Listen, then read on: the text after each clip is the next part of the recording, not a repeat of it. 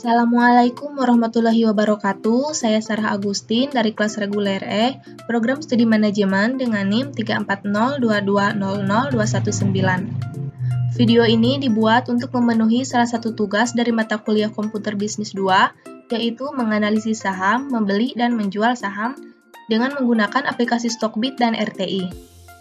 Sebelumnya, saya akan mengulas sedikit tentang apa itu saham. Nah, saham dapat didefinisikan sebagai bentuk kepemilikan individu atas aset sebuah perusahaan yang biasanya berbentuk dokumen.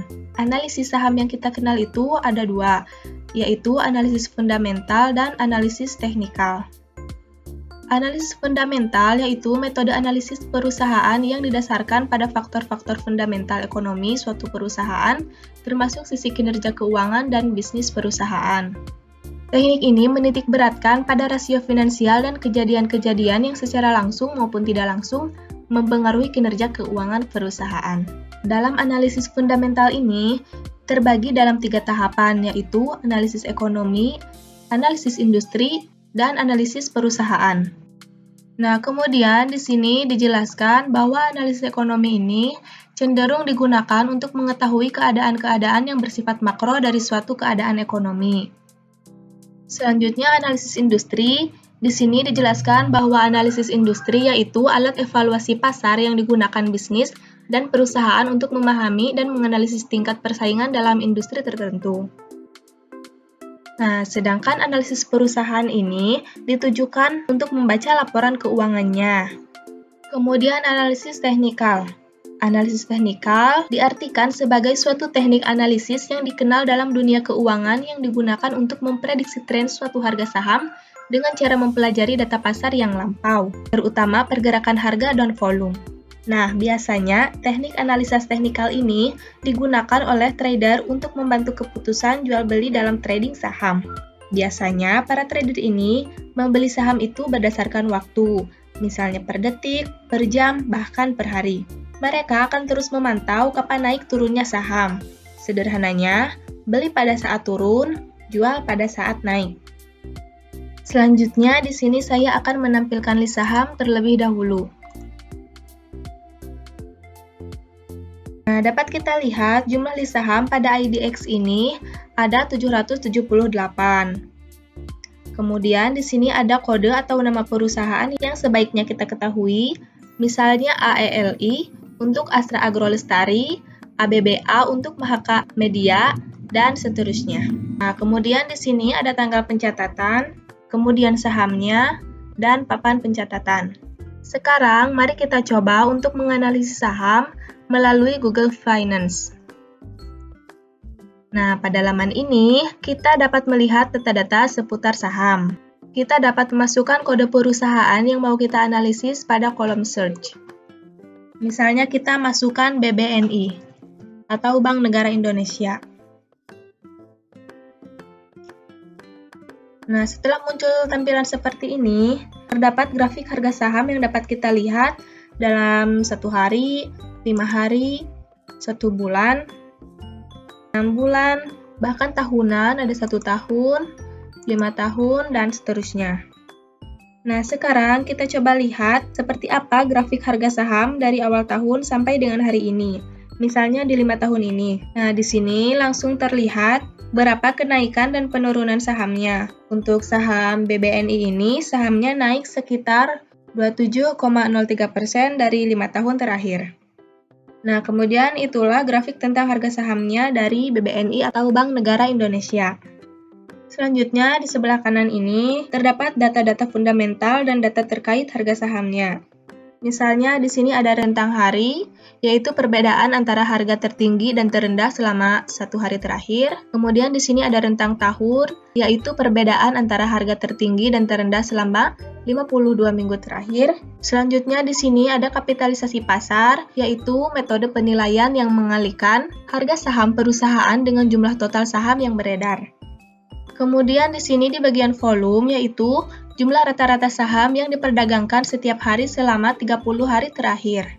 Kemudian di sini ada rasio PE, yaitu rasio valuasi di mana kita membandingkan antara kapitalisasi pasar dengan laba bersih tahunan perusahaan tersebut.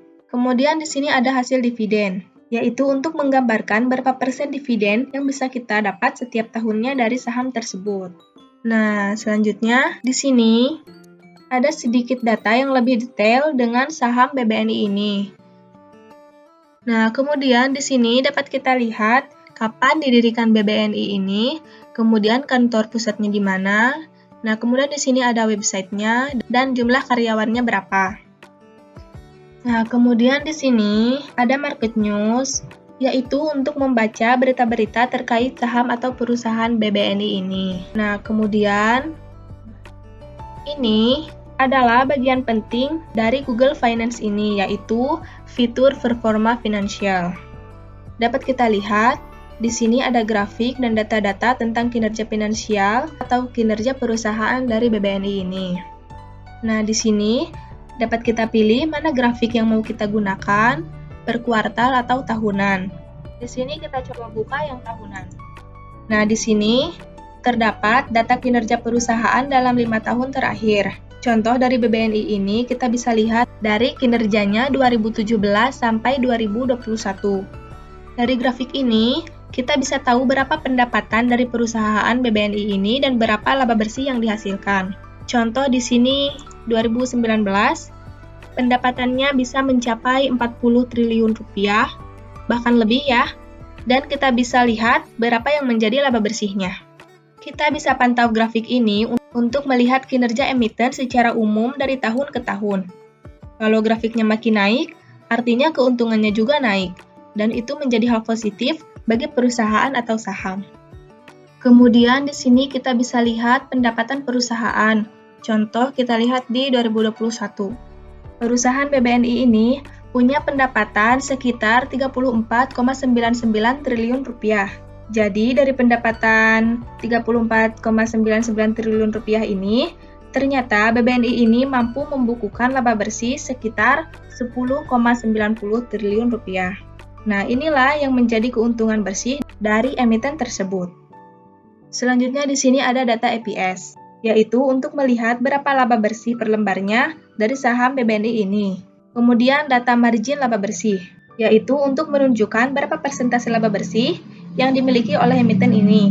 Selanjutnya pendapatan operasional, yaitu untuk menunjukkan berapa laba operasional dari perusahaan tersebut. Kemudian ada juga perubahan bersih tunai, yaitu untuk menunjukkan perubahan dari kasnya perusahaan. Kemudian data kas dan setara kas, yaitu untuk menunjukkan berapa kas yang dimiliki oleh perusahaan, dan yang terakhir ada biaya pendapatannya. Nah, inilah cara melakukan analisis saham secara umum dengan menggunakan Google Finance. Selanjutnya, di sini saya akan mempraktekkan bagaimana cara membeli dan menjual saham pada aplikasi Stockbit dan RTI. Kita mulai dari Stockbit. Kita buka aplikasinya. Nah, di sini kita akan mencoba membeli saham, kemudian menjualnya. Untuk membeli saham, kita cari saham yang akan kita beli di kolom pencarian ini. Contoh, saya akan mencoba membeli saham BBCA atau Bank Sentral Asia. Di sini kita bisa melihat grafik harga saham dari BBCA ini, mulai dari hari ini, 1 bulan, 3 bulan, dan seterusnya. Dalam 1 bulan, BBCA mengalami penurunan. Artinya, kita bagus untuk membeli saham ini. Untuk membelinya, klik buy. Nah, selanjutnya, di sini ada yang namanya order book. Bid untuk membeli saham, dan as untuk menjual saham. Selanjutnya di sini kita akan beli harga saham BBCA ini seharga 7.825. Kemudian kita akan mencoba membeli saham ini sebanyak 3 lot saja. Nah, maka saham yang akan kita beli ini seharga kurang lebih 2 juta rupiah. Kemudian order, next, done. Nah, di sini kita tunggu saja status open ini menjadi match. Jika sudah match, maka bisa dikatakan transaksi beli saham ini berhasil. Kemudian untuk menjual saham, caranya sama ketika kita membeli saham. Cari nama saham yang mau kita jual di kolom search.